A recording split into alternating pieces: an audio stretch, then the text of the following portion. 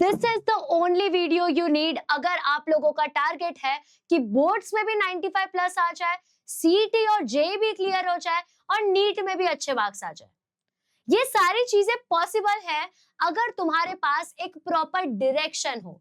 अगर in case direction proper नहीं है तो तुम बस हेडलेस चिकन की तरह मूव करोगे। इसलिए आज मैंने ये बहुत ज्यादा प्लानिंग के साथ एक वीडियो लाया है जहां पे तुम्हारे पूरे माइंडसेट को शिफ्ट करना पड़ेगा। क्यों माइंडसेट को शिफ्ट करना पड़ेगा? क्योंकि 10th स्टैंडर्ड का जो पोर्शन है, 10th स्टैंडर्ड का जो अप्रोच है, दैट इज कंप्लीटली डिफरेंट अपने 12th स्टैंडर्ड के बोर्ड्स के कंपेयर में। 10th स्टैंडर्ड में 2 महीने पहले, 1 महीने पहले भी पढ़ के बच्चे 80 के अबाव तो ला ही देते हैं, बट 12th स्टैंडर्ड में ऐसा नहीं है। अगर तुमने ढंग से एकदम कॉन्सेंट्रेटेड वे में पढ़ाई नहीं की तो 60 के ऊपर भी क्रॉस करना मुश्किल हो जाता है। आप अपने सीनियर से पूछ सकते हैं, क्योंकि क्वेश्चन एग्जैक्टली आपके एक्सरसाइज क्वेश्चन में से बिल्कुल नहीं आएगा। ऊपर ऊपर से माइटोसिस मियोसिस बिल्कुल नहीं आएगा, बल्कि अंदर के सारे फेजेस भी पूछे जाएंगे। तो यहाँ पे ग्रेविटेशन जैसा इजी फिजिक्स नहीं है, बल्कि उसके अंदर और कॉन्सेंट्रेटेड फॉर्म ऑफ थर्मोडायनेमिक्स जैसे चैप्टर्स हैं। तो इतनी सारी चीजें साथ में मैनेज कैसे करें, एग्जैक्टली कैसे अच्छा खासा परसेंटेज ला दे, वो इस वीडियो में आप लोगों को एक प्रॉपर गाइडेंस दिया जाएगा। आपको क्या करना है, इस वीडियो को हाइप कर दो ज्यादा से ज्यादा बच्चों तक पहुंचाने के लिए, क्योंकि मुझे पता है इससे बेस्ट प्लान आप लोगों को कहीं नहीं मिलेगा।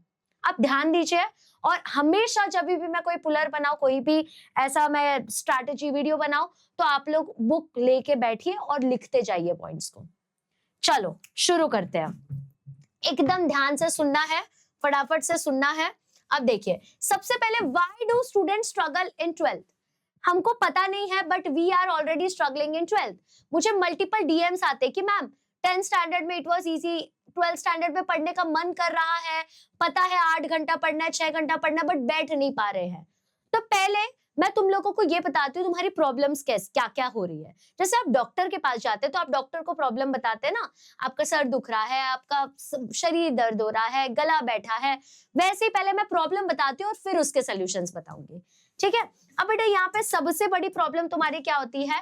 Identity crisis. आइडेंटिटी क्राइसिस में मतलब क्या हो रहा है, तुम कंफ्यूज हो रहे हो, बोर्ड्स को ज्यादा ध्यान दूं, एंट्रेंस को ज्यादा ध्यान दूं, नहीं एंट्रेंस कर लेता हूं, नहीं बोर्ड्स कर लेता हूं।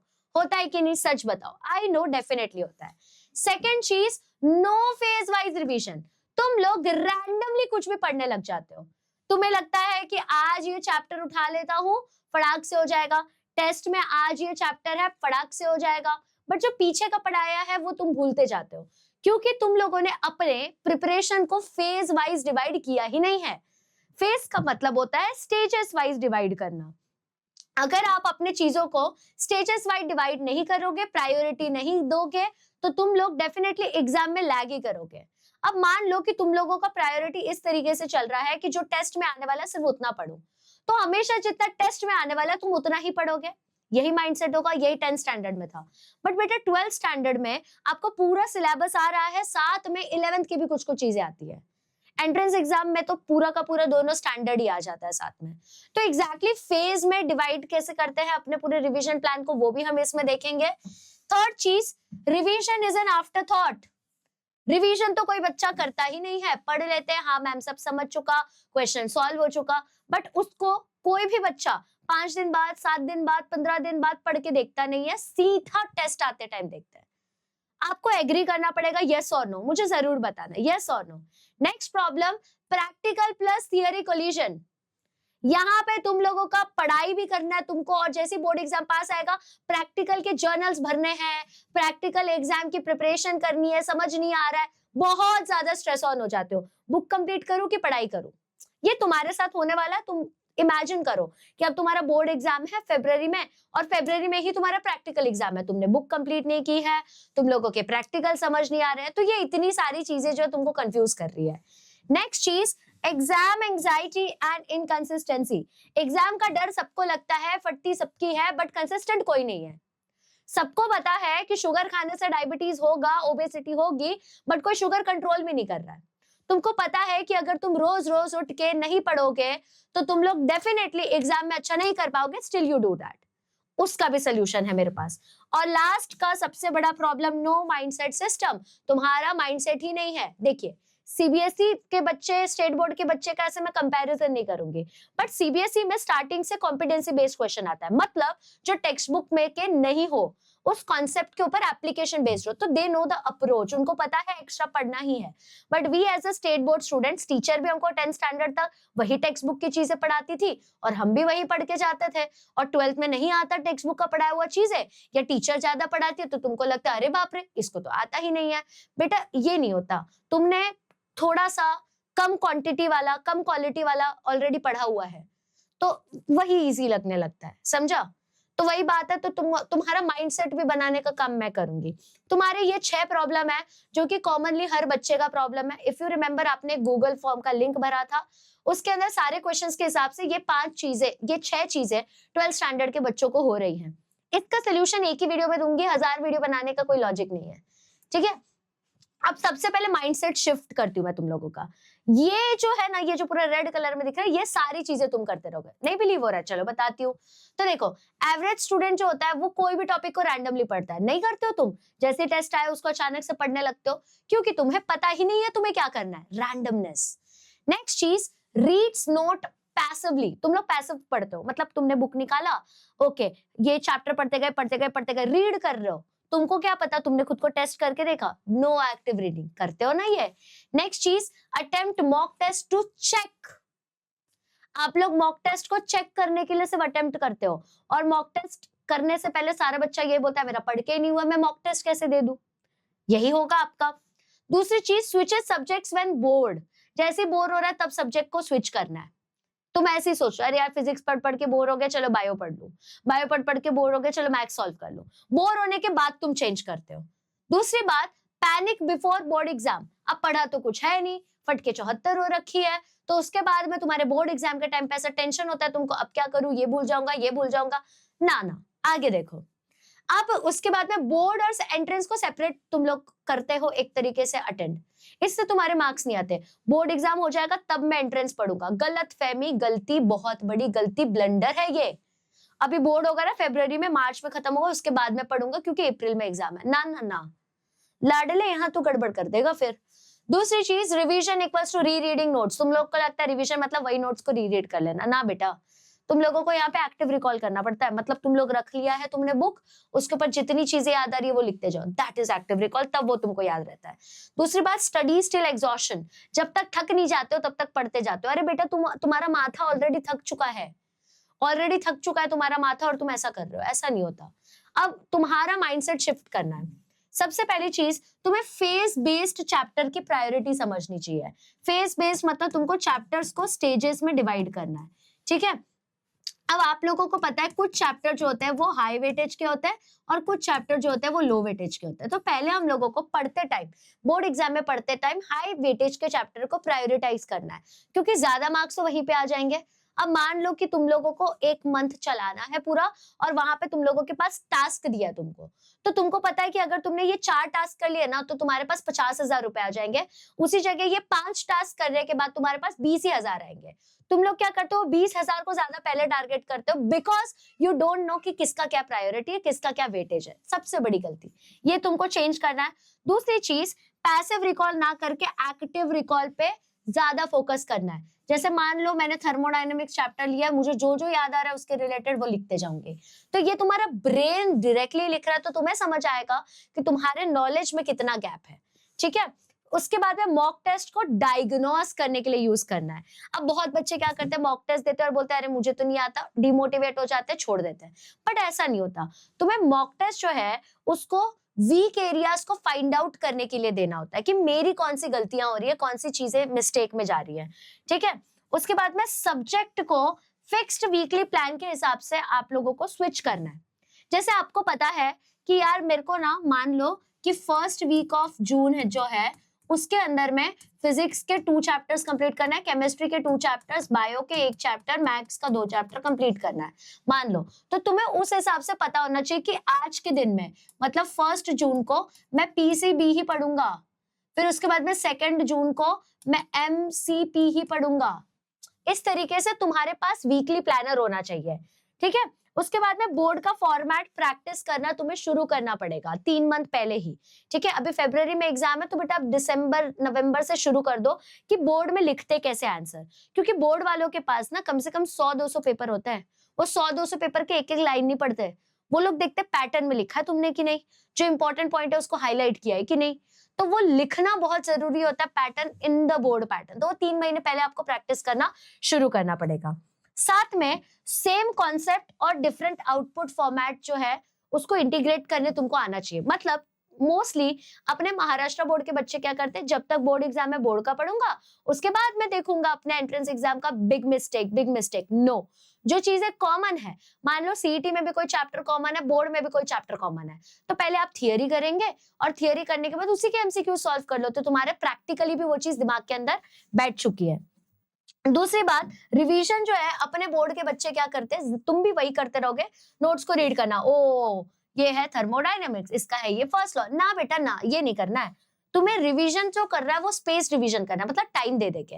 दैट इज व्हाई आपने ऑब्जर्व किया होगा, मैंने फर्स्ट चैप्टर पढ़ा है, मैंने सेकंड चैप्टर पढ़ा है, दोनों का मैंने वन शॉट डाला जिससे तुम रिवाइज कर पाओ। अभी मैं थर्ड चैप्टर पढ़ा रही हूँ और मैंने लास्ट संडे जानबूझ के फर्स्ट चैप्टर का महा रिवीजन लिया, क्योंकि तुमको याद रहते जाए, क्योंकि खुद से तुम रिवाइज करोगे नहीं। चलो बायो की मैंने गारंटी ले ली, बट बाकी सब्जेक्ट तो बड़े बड़े हैं, उसका तुम कैसे करोगे। तो स्पेस रिवीजन टेक्निक क्या होता है वो भी बताऊंगी। ठीक है, उसके बाद में तुमको 90 मिनट के ब्लॉक में पढ़ना है पोमोडोरो टेक्निक के थ्रू। तुम ना थकने तक पढ़ते हो, यही एकदम गंदी बात कर देते हो तुमको ब्लॉक्स में पढ़ना है। जैसे 25 मिनट पढ़ो 5 मिनट ब्रेक, 25 मिनट पढ़ो 5 मिनट ब्रेक, 25 मिनट पढ़ो 5 मिनट ब्रेक। तो इससे ना तुम्हारे ब्रेन को लगता है अरे भैया सिर्फ 25 मिनट पढ़ना, थकता नहीं है तुम्हारा ब्रेन।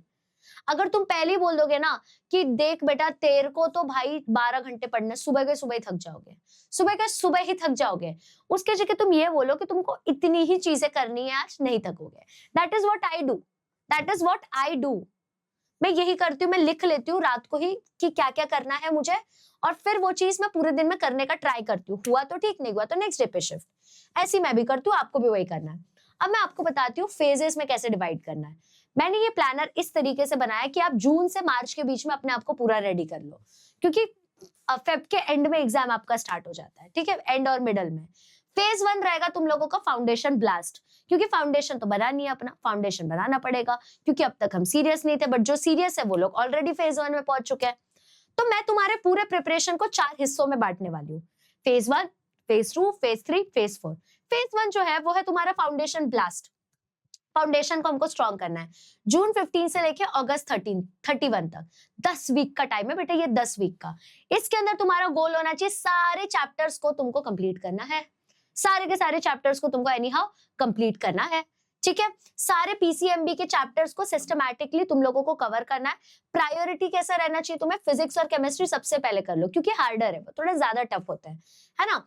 उसके बाद में chapter wise short notes maintain करो। बेटा शॉर्ट नोट्स मेंटेन करना बहुत ज्यादा इंपॉर्टेंट होता है, क्योंकि मान लो यार अभी तुम्हारे फिजिक्स में 16 चैप्टर है, एग्जाम के एक दिन पहले 16 चैप्टर रिवाइज करोगे तुम, नहीं हो पाएगा। अब बायो में ही सेकंड चैप्टर जो है उसके बच्चों के 80-80 पेजेस के नोट्स बने हैं, क्योंकि हमने टेक्स्ट बुक का हर पॉइंट कवर किया। बट बेटा एग्जाम के पहले थोड़ी ना 80 पेज पढ़ोगे, वहीं के वहीं टंटे में फंसे रह जाओगे। इसलिए उसको ट्राई करो कि 4 पेज के शॉर्ट नोट्स में कवर करो।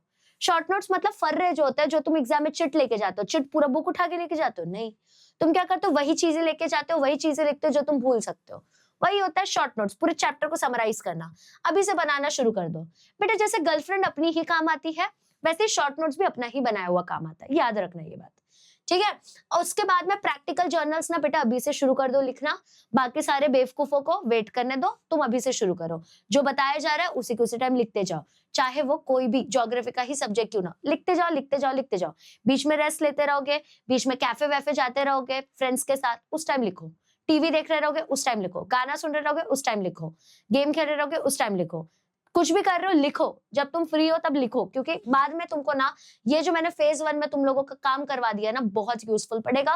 लास्ट ईयर भी जो बच्चों ने ये सुना है उनके 95 प्लस आए हैं वोट्स में, पूछ लेना तुम।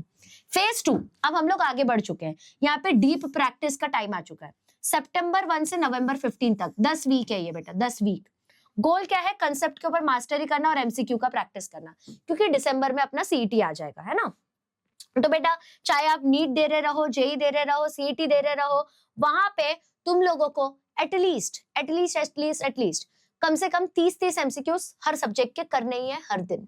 हमको लग रहा है एक दिन का 30 एमसीक्यू करके क्या ही उखाड़ लेंगे हम, कौन सी रॉबिनहुड पांडे बन जाएंगे। बट बेटा तुम कैलकुलेट अगर करोगे ना, तुम अगर कैलकुलेट करोगे तो देखो ना 365 इंटू अगर तुम 30 ही कर लो तो 5 3 15 आ जाएगा यहाँ पे, 6 3 18 यहाँ पे 19 आ जाएगा, 3 3 9 यहाँ पे 10 आ जाएगा। तो बेटा आपने टोटल 10,950 एमसीक्यू एक सब्जेक्ट के किए हैं। तो हर दिन को जोड़ जोड़ के करते जाओगे तो बहुत एमसीक्यूज हो चुके होंगे।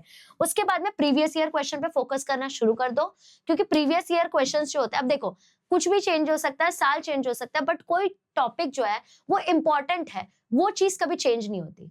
तो उसी में से घुमा फिरा के क्वेश्चन पूछे जाते हैं। दैट इज व्हाई मैं अभी से तुमको 17 इयर्स ऑफ पीवाईक्यूज दे रही हूँ। उसी में से क्वेश्चंस बनते घुमा फिरा के। जिसने सब पढ़ा है उसको ही समझेगा पीवाईक्यू से ही क्वेश्चन आया था, बाकी लोग यही बोलते रहेंगे कुछ नहीं आया था, कुछ नहीं आया था। ठीक है। अब स्कूल का यूनिट टेस्ट मतलब कॉलेज का यूनिट टेस्ट जो है वो बेसिकली तुम्हारे लिए मॉक टेस्ट हो गया। यूनिट टेस्ट को दुश्मन मत समझो कि यार ये तो मेरे प्रिपरेशन का एक रेड़ा बन चुका है, ना बेटा ना, वो इंपॉर्टेंट है तुम्हारे लिए। क्यों इंपॉर्टेंट है? मॉक टेस्ट की तरह तुम उस चक्कर में एटलीस्ट पढ़ोगे तो इंपॉर्टेंट है वो चीज। और अगर तुमने ऑलरेडी फेज 1 कर लिया तो फेज 2 तो चिंदी हो जाना है, यूं हो जाना है। उसके बाद में वीकली रिवीजन करना है फेज 1 का। तुम फेज 1 में चैप्टर्स कंप्लीट करो तो वीकली रिवाइज करते रहो उसको। ठीक है। अब बात होगी बेटा फेज 3 की, तीसरे फेज में पहुंच चुके, मतलब अब तुम लोग यहाँ पे बेटा बोर्ड के फॉर्मेट पे स्विच कर लो। मतलब बोर्ड एग्जाम में किस फॉर्मेट में आंसर लिखना है ना, उस फॉर्मेट पे। नवंबर 16 से लेके जैन 31 तक 11 वीक्स का टाइम है। तुम्हारा गोल क्या है कि बोर्ड के आंसर का राइटिंग तुम लोगों को आ जाए। क्योंकि देखो बेटा रामू भी वैसे ही पेपर लिख रहा है, वही पोर्शन वही टीचर, शामू भी उसी तरीके से लिख रहा है, बट रामू हमेशा टॉप मारता है क्योंकि उसको पता है कि टीचर तो पूरा आंसर पढ़ेगी नहीं, टीचर तो देखिए कि पैटर्न लिखा है कि नहीं, डेफिनेशन लिखा तो अंडरलाइन किया है कि नहीं, यूनिट लिखा तो बॉक्स किया है कि नहीं, सही चीज लिखी है कि नहीं। वही चीजें बेटा करनी है हम लोगों को यहाँ पे। ठीक है। तो अब तुम लोगों को बोर्ड स्टाइल में डिस्क्रिप्टिव राइटिंग लिखने आना चाहिए। बेटा न्यूमेरिकल्स कर रहे हो तो भाई बताओ तुमने कौन सा फॉर्मूला यूज किया है, क्या सब्स्टिट्यूट किया, उनको वो चाहिए, उनको वही देखना है। तुम लोग यहाँ पे शॉर्टकट नहीं मार सकते, बिल्कुल शॉर्टकट नहीं करना है यहाँ पे कि अरे एक काम करते हैं यहाँ पे 235 है इंटू 11 है तो एक काम करते हैं शॉर्टकट लिख देते हैं, 5 का 5 इधर, यहाँ पे 8 लिख देते हैं, यहाँ पे हम लोग 5 लिख देते हैं और यहाँ पे 2 लिख देते हैं, 2 5 8 5 ये आंसर आ गया। नो बेटा ये तुम्हारा एमसीक्यू सेशन नहीं है, तुमको पूरा इसको सॉल्व करके दिखाना पड़ेगा, पूरा का पूरा करके दिखाओ, उनको वो चाहिए। तो स्टेप वाइज लिखना जरूरी है। 5 साल के बोर्ड के पेपर सॉल्व करो। मैंने 20 जो टोटल मॉक टेस्ट होते हैं वो दिए थे मैथ्स के, क्योंकि मेरी मैथ्स से बहुत फटती थी। मैंने पीसीएम भी लिया था बट मेरे बहुत अच्छे मार्क्स आए क्योंकि मैंने बहुत सारा किया था, तो जरूरी होती है। ठीक है। साथ में प्रीलिम एग्जाम का प्रिपरेशन स्टार्ट कर दो, जहां बाकी सारे गधे बैठ के जर्नल कंप्लीट कर रहे रहेंगे, तुमने फेज 1 में कर लिया था। दिस इज प्लानिंग स्मार्टली बेटा, दिस इज प्लानिंग स्मार्टली। ठीक है। इसके बाद में प्रैक्टिकल एग्जाम्स जो है उसको बढ़िया तरीके से कंप्लीट करना है तुमको, ट्राई करना है 30 में से 30 यहाँ पे निकल जाए तो तुम्हारा स्कोर अपने आप बूस्ट अप हो जाएगा। अब आ गए हम लोग एकदम फाइनल रिवीजन स्प्रिंट के टाइम पे। बेटा February 1 से March 15 के बीच में तुम्हारा एग्जाम होगा, फेज 4 है। तुमको सच बताओ ये जो तीनों फेज है ना लोग फेज 4 में करने जाते हैं और वही गलती करते हैं, क्योंकि हमको लगता है 10th जितना इजी है। ठीक है। 6 वीक का टाइम है बेटा। गोल क्या है कि तुमको सारी चीजें रिवाइज करनी है। हम इतना टाइम करते ही है बट फिर करना पड़ेगा रिवाइज। फुल सिलेबस का रिवीजन होना चाहिए 3 बार, मिनिमम 3 बार रिवीजन होना चाहिए। मैं तुम लोगों को बायो का टोटल 10 बार करवाऊंगी, मैंने प्लान रखा है, उसको तुमको एक्सप्लेन भी कर दूंगी कैसे कराने वाली हूँ।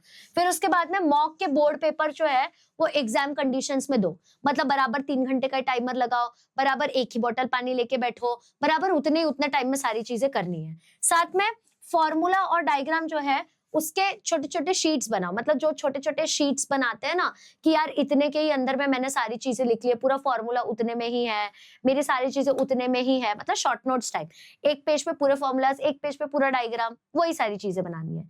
ठीक है। अब इसमें तुम्हारा माइंडसेट क्या होना चाहिए कि भाई तुम लोगों को जो जो चीजें तुमने तीनों फेजों में की है ना उस चीज को सिर्फ तुमको ब्रश अप करना है, कुछ न्यू मत शुरू कर देना, समझे? कुछ भी न्यू शुरू नहीं करना है, क्योंकि अगर तुम न्यू शुरू करोगे तो तुम पुराना तो भूलोगे, साथ में नया तुमने इतने महीने इतने हफ्ते रिवाइज नहीं किया तो तुम उसमें भी गड़बड़ करोगे। तो यहाँ पे पहले मुझे ये बताओ कि तुम लोगों का माइंडसेट जो है वो शिफ्ट हुआ कि नहीं। कमेंट करके ये भी पहले बता दो कि क्या तुम लोगों को फेजेस समझ चुके, चारों फेजेस समझ चुके हैं कि कैसे करना है। पहला फाउंडेशन ब्लास्ट, फाउंडेशन स्ट्रॉन्ग करना है। दूसरा होगा डीप प्रैक्टिस, यहाँ पे एमसीक्यूज वगैरह प्रैक्टिस करना शुरू कर देना है। थर्ड होगा बोर्ड में भाई फुल स्विच कर लो किस तरीके से आंसर वैंसर लिखना है। फेज 4 रहेगा कि भाई फाइनल रिवीजन करना है आप लोगों को बढ़िया तरीके से। तो ये 4 फेजेस की चीजें तुमको समझ गई है कि नहीं?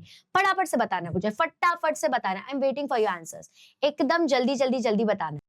अब तो तुम लोगों को समझ गया होगा कि 4 फेजेस में डिवाइड कैसे करना है।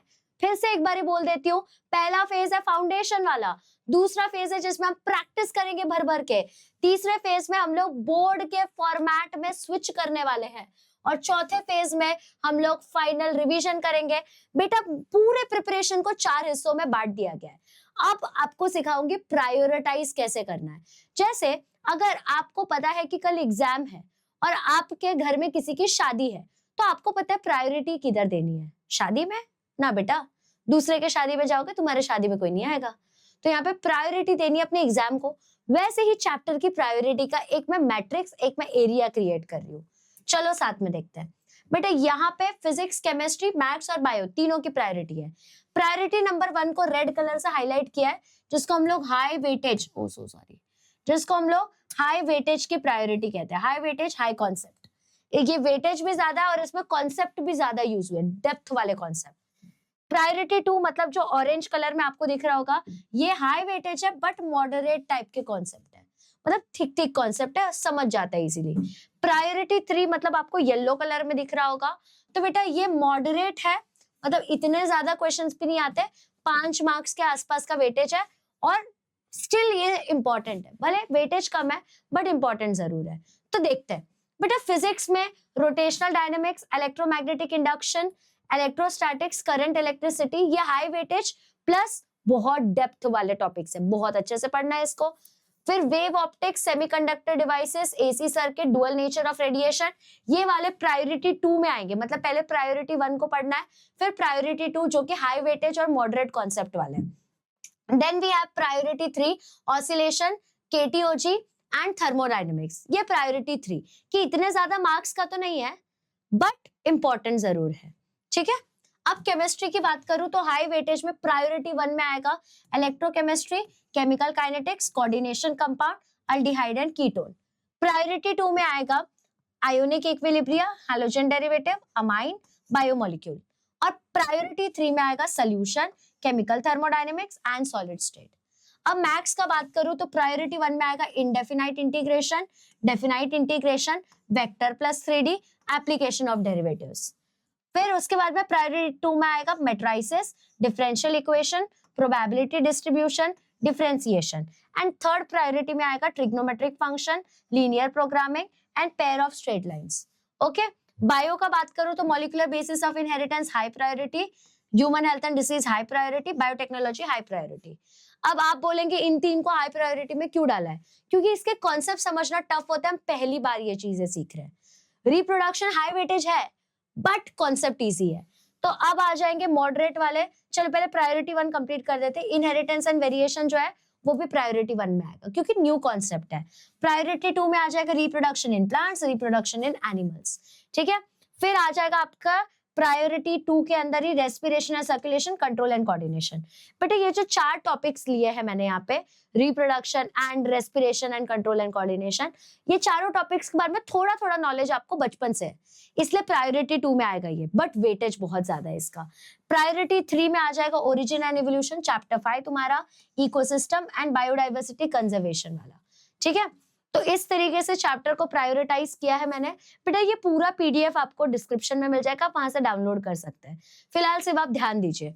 ठीक है, अब आगे देखिए बेटा, अब फेज 1 में फाउंडेशन को कैसे एग्जैक्टली करना है, तो हम शुरू करने वाले बेटा जून 15 से लेके जून 31 तक। अगर आप लेट स्टार्ट करेंगे आपके पास 11 हफ्ते नहीं रहेंगे। अपना गोल क्या है कि हर एक चैप्टर को एटलीस्ट एक बार तो हमें कवर करना ही है। यहाँ पे आप लोगों को कॉन्सेप्ट का फाउंडेशन बिल्ड करना है। आपको मेक श्योर करना है कि आपको सारे कॉन्सेप्ट का बेसिक से लेके पूरा लास्ट तक समझे और कोई भी चैप्टर यहाँ पे स्किप गलती से भी नहीं करना है, because we have enough time. अब वीक 1 to 2 में, अब यहाँ पे देखो वीक 1 to 2 में आप लोग फिजिक्स का रोटेशनल डायनेमिक्स और फ्लूइड्स उड़ाएंगे। ठीक है। वीक 3 to 4 में थर्मोडायनेमिक्स और ऑसिलेशन, वीक 5 to 6 में आप electrostatics and current electricity, week 7 to 8 में सॉलिड स्टेट सोल्यूशन और इलेक्ट्रोकेमिस्ट्री उड़ाएंगे, वीक 9 to 10 में आप केमिस्ट्री का chemical kinetics and coordination compounds उड़ाएंगे, वीक 11 to 12 में मैट्रिसेस, वेक्टर्स और इंटीग्रेशन का इंट्रोडक्शन तक एटलीस्ट कर लेना, वीक 13 to 14 में differentiation, application and differential equation करना है, वीक 15 to 16 में बायो का आप रिप्रोडक्शन, जेनेटिक्स और इवोल्यूशन करना है, रिप्रोडक्शन में दोनों, जेनेटिक्स में दोनों चैप्टर, ठीक है। फिर वीक 17 to 18 में फिजियोलॉजी कर लो, फिजियोलॉजी के अंदर में क्या क्या आ जाएगा, तो आपका respiration, circulation, control and coordination आएगा। फिर आप हेल्थ एंड डिजीजेस वाला चैप्टर और बायोटेक्नोलॉजी करोगे। आप ऑब्जर्व करो कि मैंने 3 डिफरेंट प्रायोरिटी को एक वीक में रखा है, सो दैट आपका दिमाग जो है ना वो बैलेंस्ड रहे। ओके, वीक 19 to 20 में जितने चैप्टर्स बच चुके हैं और प्रैक्टिकल का प्रिपरेशन, लिखना विखना समझना वगैरह शुरू कर देना है, ठीक है। आप यहाँ पे इसका स्क्रीनशॉट ले सकते हैं, मैं एक बार इसको इरेज कर देती हूँ, ठीक है। आप इसका स्क्रीनशॉट ले लीजिए बेटा, क्या कैसा है, थोड़ा वीडियो भले बड़ा है बट बहुत डिटेल वीडियो है बेटा, बहुत डिटेल वीडियो है, ठीक है। अब इसके बाद मैं डेली स्ट्रक्चर बताती हूँ। फेज 1 का स्ट्रक्चर अलग होगा, फेज 2 का, 3 का एंड 4 का अलग होगा। बेसिकली एक तुम लोगों को स्ट्रक्चर दे रही हूँ, भरोगे तुम अंदर। अब जैसे आपको 5:30 से 6 उठना है, उठ जाओ, फ्रेश हो जाओ और थोड़ा वर्कआउट कर लो, वेरी इंपॉर्टेंट, दिमाग चलता है। 6 से 7:30 फिजिक्स और केमिस्ट्री के न्यू चैप्टर्स इसके अकॉर्डिंग कर लेना है। फिर 7:30 से 9 आप अपने स्कूल कॉलेज का जो प्रिपरेशन वगैरह बाकी है वो कर लो। कुछ जगहों पे स्कूल कहा जाता है क्योंकि जूनियर कॉलेज है वो, और कुछ जगह कॉलेज, इसलिए मैंने वहां पे डाला है, ठीक है। फिर 2 बजे से लेके 3:30 बजे तक, 2 बजे से लेके 3:30 बजे तक आप लोग क्या करेंगे, मैथ्स करेंगे, प्रॉब्लम सॉल्विंग, सॉल्व करो, थियरी नहीं पढ़ना है क्योंकि इस टाइम पे ऑलरेडी बोर हो रहा होता है तुमको। बेटा 7:30 से 9 के बाद सीधा 2 क्यों आया, क्योंकि बीच में आप कॉलेज जा रहे हो ना, बीच में आप सब कुछ कर रहे हो ना, इसके वजह से। 3:30 से 4 बजे तक आप ब्रेक लेंगे, स्नैक्स खा लो थोड़ा सा और वॉक करना है, मस्त ग्रीन टी विन टी कॉफी वॉफी पीने का और वॉक करने जाओ। फिर 4 बजे से 5:30 बजे तक आप बायो और केमिस्ट्री पढ़ोगे, ठीक है। बायो पढ़ लो या केमिस्ट्री पढ़ लो अल्टरनेट डेज। 5:30 से 6 बजे आप शॉर्ट नोट्स और माइंड मैप्स बनाएंगे, क्योंकि बेटा अगर आप अभी से शॉर्ट नोट्स नहीं बनाएंगे तो आप एग्जाम के टाइम पे 16 चैप्टर एक दिन में नहीं पढ़ पाएंगे। शॉर्ट नोट्स मतलब पूरे चैप्टर को छोटे पार्ट में पढ़ लेना, ठीक है। फिर 8 से 9:30 बजे तक जो आपने लास्ट दिन मतलब जो कल पढ़ा था उसका पूरा रिवीजन करना है 1.5 घंटे में। फिर 9:30 से 10 आप लोग कल का प्लान कर लो, क्या करना है क्या नहीं करना है, और 10:30 बजे सो जाना है, तो आपको अच्छा खासा 6 to 7 आवर्स का नींद जो है वो मिल जाएगा। Okay, sleeping is very important क्योंकि तभी आपका दिमाग रिजुविनेट होता है। अब हम लोग बात करने वाले हैं आगे फेज 2 के बारे में, जिसमें हम लोग प्रैक्टिस करने वाले हैं और एंट्रेंस का ड्रिल करेंगे, मतलब अपने सीईटी, नीट, जेईई जो भी एंट्रेंस एग्जाम है उसके रिलेटेड बात करने वाले हैं। तो यहाँ पे गोल क्या है हमारा कि हमें एमसीक्यूज में मास्टरी करना है, चाहे वो नीट हो, चाहे वो जेईई हो, चाहे वो सीईटी हो, बट बोर्ड के कॉन्सेप्ट्स जो है, बोर्ड का जो चीज है वो खत्म नहीं होना चाहिए। बेसिकली एक तीर से 2 निशाने, है ना। तो एक तीर से 2 निशाने कैसे करेंगे, तो देखो सेम कॉन्सेप्ट जो तुम नीट जेईई में पढ़ रहे हो, अगर तुमने देखो बोर्ड में हम लोग पढ़ रहे हैं, जैसे बोर्ड में रिप्रोडक्शन भी है और साथ में सीईटी में भी रिप्रोडक्शन है, नीट में भी रिप्रोडक्शन है। तो अगर आप लोग कोई टॉपिक पढ़ के उसका आराम से आप लोग अगर एमसीक्यू सॉल्व कर लिए तो वो टॉपिक तुम भूलते नहीं हो, क्योंकि आपने प्रैक्टिकल एप्लीकेशन कर लिया उसका, तो बोर्ड में भी अच्छे मार्क्स आएंगे और यहाँ भी अच्छे मार्क्स आएंगे। बच्चे गलती क्या करते हैं, पहले यही पढ़ने लग जाते हैं, बोर्ड ही पढ़ने लग जाता है, फिर बाद में वो लोग प्रैक्टिकल एग्जाम फिर बाद में वो लोग अपना एमसीक्यूज का प्रिपरेशन करते हैं, वेरी रॉन्ग। अब आपको मैं एमसीक्यू का स्ट्रैटेजी भी बताऊंगी, लिख लेना। वीकली स्ट्रक्चर क्या होना चाहिए, मतलब वीक में तुम्हारा कितना क्या होना चाहिए, और प्रैक्टिकल शेड्यूल क्या होगा वो भी बताऊंगी, ठीक है। एमसीक्यू का स्ट्रैटेजी क्या होगा, मिनिमम 25 एमसीक्यूज पर चैप्टर हर दिन आपको करना है, मिनिमम 25 तो करना ही है। और 20 मिनट के अटेम्प्ट में आपको क्या करना है, देखो 20 मिनट्स अटेम्प्ट करना है, क्योंकि हमको कैलकुलेशन क्या चाहिए कि 1 मिनट से कम टाइम लगे, और 10 मिनट बेटा उनको एनालाइज करना है। मतलब आपने एमसीक्यू सॉल्व किया, आपका कुछ मिस्टेक हुआ तो डायरेक्ट आंसर की तरफ मत जाओ, ट्राई करो, जो जो चीजें आती है सब ट्राई करो, और फिर उसके बाद में कुछ मिस्टेक हुआ तो समझो कि क्या मिस्टेक हुआ, वो चीज आप मिस्टेक नोटबुक में लिखेंगे, वेरी इंपॉर्टेंट। फिर उसके बाद में एरर लॉग बनाना है, एरर लॉग मतलब मिस्टेक नोटबुक, कि अरे यार मैंने ये एमसीक्यू किया, मुझसे ये मिस्टेक हो गया, मैं ये इधर लिख देता हूँ, क्योंकि वही मिस्टेक जो है हम एग्जाम में रिपीट करते हैं, तो हम मिस्टेक नोटबुक को रिवाइज करके जाएंगे, ठीक है। उसके बाद में हर संडे को आपको अपनी गलतियों को एक बार विजिट करना है, कि अरे भाई ये चैप्टर था, ये चैप्टर मान लो ट्रिग्नोमेट्रिक फंक्शन, मैंने ये मिस्टेक किया था, ये स्टेप में गलत हो गया था, वो स्टेप को तुमने रिवाइज किया, तो बेसिकली तुमने डायरेक्टली इनडायरेक्टली पूरा चैप्टर रिवाइज कर लिया। बेटा ऐसा प्लान बता रही हूँ ना, तुम ढूंढ के दिखा दो ऐसा प्लान, मैं मान जाऊंगी तुमको। उसके बाद में अगर नीट वाले हो तुम, तो भाई बायो पे मेजर फोकस करना है, क्योंकि 360 मार्क्स का बायो है। अगर आप सीईटी वाले हो तो भी बायो पे फोकस करना है, क्योंकि 100 मार्क्स का बायो है, 50-50 का फिजिक्स केमिस्ट्री। फिर फिजिक्स और केमिस्ट्री को इक्वली आपको फोकस करना है। जेई और सीईटी में मैथ्स में ज्यादा तुम लोगों को ध्यान देना पड़ेगा अगर आप पीसीएम वाले हो, क्योंकि बहुत डीप क्वेश्चंस पूछे जाते हैं, बहुत ज्यादा। फिर तुमको एनसीईआरटी जो है वो सबसे पहले सॉल्व करनी है। मतलब अगर आप लोग जेई या नीट दे रहे हो तो एनसीईआरटी की एक एक लाइन आपको याद होनी चाहिए, और अगर आप सीईटी दे रहे हो तो स्टेट बुक की एक एक लाइन याद होनी चाहिए।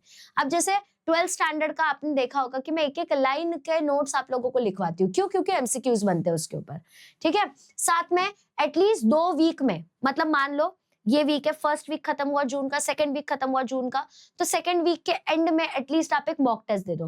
मैम मेरा पढ़ के नहीं हुआ, मॉक टेस्ट कैसे दूं? बेटा मॉक टेस्ट जो है ना, इस चीज के लिए होता है कि आप लोग उतने टाइम में सोच पा रहे हो कि नहीं, इस चीज के लिए नहीं होता कि आपको आ रहा है कि नहीं वो चेक करने के लिए। ये तो आप एक काम कीजिए, आपने एक चैप्टर पढ़ा, वो चैप्टर को आप फोटो निकालो और डाल दो एआई पे, बोलो इसका मॉक टेस्ट बना के दे दे भाई मुझे इतने इतने मार्क्स का, बना देगा वो, है ना। उसको सॉल्व करना है और टाइम लगा के सॉल्व करना है। टाइम, जितना टाइम तुमको एग्जाम में लगता है 3 आवर्स, उतना टाइम लगाना है। अब वीकली आपको क्या करना है, मंडे ट्यूसडे को आपको फिजिक्स के चैप्टर्स के एमसीक्यूज का प्रैक्टिस करना है, ठीक है। वेडनेसडे थर्सडे को केमिस्ट्री के एमसीक्यूज भी करना है और कॉन्सेप्ट भी करना है।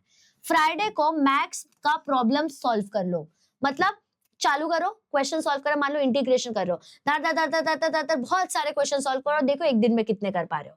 सैटरडे को बेटा बायो के लिए बैठो, तो इस दिन अगर आप नीट दे रहे हो या सीईटी दे रहे हो, बैठ के जितना एमसीक्यू हो सके उतना करो, जितना हो सके उतना करना है। संडे को पूरा वीक, ये जो हमने पूरा वीक किया है उसका रिवीजन करना है, और प्लस हमने एरर बुक बनाई थी कि हमसे जो मिस्टेक हो रहा था हमने मिस्टेक बुक बनाया था, वो मिस्टेक बुक को रिवाइज करना है। तो आपको समझो 2 काम हो गया आपको संडे को, और स्कूल के यूनिट टेस्ट को एक बोनस मॉक की तरह एक्ट करो, क्योंकि उसकी वजह से पढ़ के हो गया अपना, है ना। और हर टेस्ट के बाद में मेक श्योर करो कि तुम आरसीए कर रहे हो, मतलब इस टेस्ट में मैं और बेटर कैसे कर सकता था, तो बेटर कैसे कर सकता था ना वो तुम्हें पता करना है। और हर 2 वीक में एक मॉक पेपर देना तुमको, टाइमर लगा के, 3 घंटे का टाइमर लगा के। अब प्रैक्टिकल का शेड्यूल क्या होना चाहिए, कैसे आपको प्रैक्टिकल में भी 30 में से 30 आए, क्योंकि हमें तो भाई 95 प्लस टारगेट करना है। तो जर्नल को आप हर वीक में एक एक एक्सपेरिमेंट्स कंप्लीट करना शुरू कर दो, बाकी गधों को वेट करने दो बात के लिए, तुम नहीं करना। प्रैक्टिकल के फाइल्स जो है हमेशा अप टू डेट रखो, आज ये प्रैक्टिकल करा है उसी के उसी दिन लिख लो वहां पे। डायग्राम्स को इस तरीके से याद करो, क्योंकि बेटा बोर्ड में भी आएगा और एंट्रेंस एग्जाम में उसके ऊपर क्वेश्चंस भी बनते हैं, ठीक है। प्रोसीजर को समझो, क्या प्रोसीजर था, किस तरीके से वायर्स अटैच किए थे, ये सब छोटा छोटा लिख के रखने का, नहीं तो भूल जाओगे। एक डायरी कैरी करने का, प्रैक्टिकल जब स्टार्ट होगा लिखो कि मैम ने कौन से वोल्ट मीटर में डाला था, कौन सा की था, सारी चीजें याद करने का। सबसे ज्यादा फिजिक्स का ही बेकार होता है, केमिस्ट्री का तो हैंडबुक होता है अपने पास। अब वाइवा का प्रिपरेशन अभी से करना है, मतलब मैम को पूछने का कि मैम इसके ऊपर क्या वाइवा क्वेश्चंस आ सकते हैं, इस कॉन्सेप्ट के ऊपर कैसे क्वेश्चंस बन सकते हैं। मैम भी इंप्रेस हो जाएगी, तुम्हें तुम्हारे क्वेश्चंस भी मिल जाएंगे, फिर वो क्वेश्चंस नोट डाउन कर लो, ठीक है। केमिस्ट्री का टाइट्रेशन प्रैक्टिस करो, क्योंकि टाइट्रेशन बहुत स्कोरिंग होता है, पिंक दिख रहा है कि नहीं वो देखना बहुत जरूरी है, ठीक है। फिजिक्स में मेजरमेंट्स और वर्नियर कैलिपर आना जरूरी है। मेजरमेंट्स में तुम बहुत मिस्टेक करते हो, इसलिए एसआई यूनिट अभी से पक्का करना है। और वर्नियर कैलिपर सबसे टफेस्ट इंस्ट्रूमेंट है, पता नहीं क्यों बच्चों को सबसे ज्यादा टफ लगता है, मुझे भी लगता था, इसलिए मैं बता रही हूँ। तो उसकी प्रैक्टिस अच्छे से करना है, नहीं समझा टीचर को पूछो, खुश होगी वो। बायो में स्लाइड्स और डायग्राम का रिवीजन करना है, कि कौन से स्लाइड का क्या नाम है, कौन सा ऑर्गेनिज्म है अंदर, उसके कुछ कुछ फीचर्स याद करना, क्योंकि यही एग्जाम में पूछते हैं। और यहाँ पे तुम लोगों को प्रैक्टिकल के जो डेट्स आएंगे तुम्हारे, तुम देख लो लास्ट ईयर क्या डेट्स थे, अपने टीचर्स को पूछो कि क्या डेट्स हो सकते हैं, अपने कैलेंडर को मार्क कर लो कि भाई ये तुम्हारा डेडलाइन है, उसके पहले ये सारी चीजें करनी है। तो मैंने तुम लोगों को सिर्फ ये नहीं बोला कि फेज 2 में ये करना है, मैंने तुमको ये बता दिया कि एग्जैक्टली क्या स्ट्रैटेजी है, इतना फोकस्ड वे में। अब बेटा आगे बात करूंगी मैं कि बोर्ड के फॉर्मेट में कैसे स्विच होना है, क्योंकि अब तक तो हम एमसीक्यू प्रैक्टिस कर रहे थे, शॉर्ट शॉर्ट में लिखने की आदत थी, अब बोर्ड में कैसे फोकस करें खुद को। तो देखो यहाँ पे ट्रांजिशन होना जरूरी है, क्योंकि एमसीक्यू में हम लोग शॉर्ट में आंसर निकालते हैं। अब जैसे अगर मेरे को एमसीक्यू सॉल्व करना है और वहां पे दिया हुआ है 319 इंटू 11, तो मैं ये पूरा मल्टीप्लाई थोड़ी ना करूंगी, मैं क्या करूंगी 9 को नीचे लिख दिया, फिर 9 + 1 10 होता है, फिर इसको कैरी डाल दिया, 3 + 1 4 या 5 डाल दिया या 3 आ गया। देखो आ गया आंसर मेरा 3509, फटाके से आ गया मेरा आंसर। बट अगर मैं बोर्ड में कर रही हूँ तो मेरे को ये पूरा सॉल्व करना पड़ेगा। तो ये जो शिफ्ट है ना वो करना जरूरी होता है। जैसे बहुत बच्चे विदाउट को WO लिख देते हैं, क्योंकि भाई अपना एमसीक्यू के टाइम पे कितना ही लिखना है अपने को, है ना। अब मेंटल स्विच क्या होगा, एमसीक्यू मोड एंट्रेंस के लिए मतलब क्विक थिंकिंग, ऑप्शंस एलिमिनेट करना, 1-2 मिनट में एक क्वेश्चन करना, ये अपना माइंडसेट रहता है ना। बट बोर्ड में क्या होता है, स्ट्रक्चर्ड राइटिंग, पॉइंट वाइज लिखना, डायग्राम्स डालना, कीवर्ड्स को अंडरलाइन करना, डायग्राम को बॉक्स करना, ये सारी चीजें इंक्लूडेड होती है ना। अब बोर्ड के आंसर का फॉर्मेट क्या होता है, 2 मार्क का क्वेश्चन मतलब डेफिनेशन, 1 पॉइंट और 3 से 4 लाइन लिखना है। ये लिख लो, नोट डाउन कर लो, फटाफट नोट डाउन कर लो 2 मार्क्स के लिए क्या क्या लिखना पड़ता है, नहीं तो फिर तुम लोग बोलते हो मैम कैसे लिखना है। 2 मार्क्स के लिए बेटा डेफिनेशन लिखोगे आप, 1 पॉइंट लिखोगे 3 से 4 लाइन में, ठीक है। उसके बाद में 4 मार्क्स के क्वेश्चन में पॉइंट वाइज लिखना है आपको, डायग्राम भी बनाना है और एक कंक्लूजन दे दो।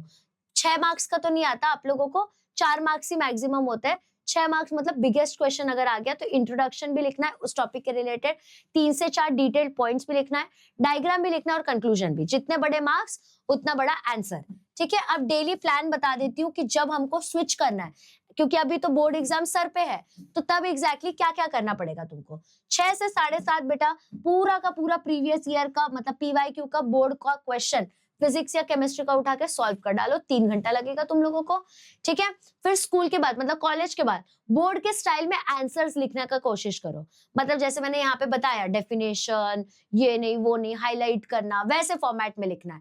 5 क्वेश्चन पर सब्जेक्ट आपको सॉल्व करना ही है, लिख के करना ही है। फिजिक्स के 5 क्वेश्चन उठा लो, केमिस्ट्री के 5 क्वेश्चन, बायो के 5 क्वेश्चन, मैथ्स के 5 क्वेश्चन सॉल्व कर लो स्टेप वाइज फॉर्मेट में। और फिर AI को फोटो डालो, बोलो कि बता तू इसमें कितना मार्क्स देगा अगर तू महाराष्ट्र बोर्ड का एग्जामिनर होगा, ठीक है।